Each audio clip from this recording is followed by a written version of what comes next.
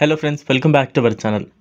పవిత్ర గోదావరి ఒడ్డున రాజమహేంద్రవరంలో కైలాస భూమిని ఆనుకుని నిర్మించిన మహాకాళేశ్వర ఆలయం రాజమహేంద్రవరంతో పాటు జిల్లాకు కూడా ప్రత్యేక గుర్తింపు తెస్తోంది. శివుడికి భస్మంతో అభిషేకం చేయడంలో ఉజ్జయిని తర్వాత ఇక్కడే, ప్రపంచంలో ఇంకెక్కడా లేదని తెలుగుదేశం పార్టీ పోలిట్ బ్యూరో సభ్యుడు, ఆర్థిక శాఖ మాజీ మంత్రి యనమల రామకృష్ణుడు అన్నారు. రథసప్తమి సందర్భంగా మంగళవారం ఆయన పలువురు ప్రముఖులు, పార్టీ నేతలతో కలిసి ఈ ఆలయాన్ని సందర్శించి పూజలు నిర్వహించారు. అనంతరం మీడియాతో మాట్లాడుతూ, పట్టపగలు వెంకట్రావు ఆధ్వర్యంలో రోటరీ తరపున ఈ ఆలయం నిర్మించడం విశేషం. హిందూ మతంలోని దేవతలు, దేవుళ్ళు ఇక్కడ కొలువై ఉన్నారు. శివుడి విగ్రహం కూడా ప్రత్యేకంగా ఉందని అన్నారు.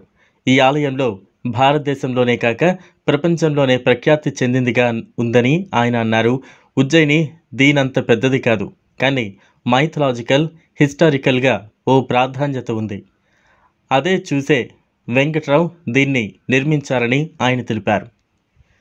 శివలింగానికి భస్మంతో అభిషేకం చేయడంలో హిందూ మతంలో, ముఖ్యంగా శైవంలో ఓ ప్రధాన ఘట్టమని ఆయన అన్నారు. పుష్కరాలు కూడా రాజమహేంద్రవరంలో బ్రహ్మాండంగా జరుగుతూ ఉంటాయి. కోటిలింగాలపేటలో నిర్మించిన కైలాస భూమిని చంద్రబాబు నాయుడు, నేను కూడా చూశాం. ఇన్నీసుపేటలో రెండో కైలాస భూమి పక్కన ఈ ఆలయం ఉందన్నారు. ఇది ఒక ప్రత్యేక ప్రాంతంలో నిలిచిపోతుందన్నారు. ఇంత పెద్ద ఆలయాన్ని నిర్మించి వెంకట్రావు సహకారం అందించిన స్థానిక నేతలు, ప్రజలకు ఆయన అభినందనలు తెలిపారు.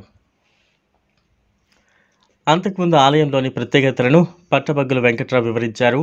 కార్యక్రమంలో మాజీ MLC Adireddy Apparao, Tuni TDP incharge Yanamala కృష్ణుడు, తెలుగుదేశం రాష్ట్ర ఆర్గనైజింగ్ కార్యదర్శి ఆదిరెడ్డి వాసు, టీడీపీ నేత, ప్రముఖ నర్సరీ రైతు గంగుమల్ల సత్యనారాయణ, ఆధ్యాత్మికవేత్త తోట సుబ్బారావు, టీడీపీ నాయకులు కోనేరు వివేక్, కొయ్యాన కుమారి, తుళ్ళి పద్మి, మరుకుర్తి రవి యాదవ్, మొల్లి చిన్ని యాదవ్, ఆళ్ల ఆనందరావు, యాదవ సంఘం నాయకులు జానకేశవ, నొడగల సుధా పాల్గొన్నారు. చూసారు కదా ఫ్రెండ్స్, ఇది వాళ్ళ వీడియో. ఈ వీడియో కనుక మీకు నచ్చినట్లయితే లైక్ చేయండి, షేర్ చేయండి, ఛానల్ని సబ్స్క్రైబ్ చేసుకోండి. Thanks for watching.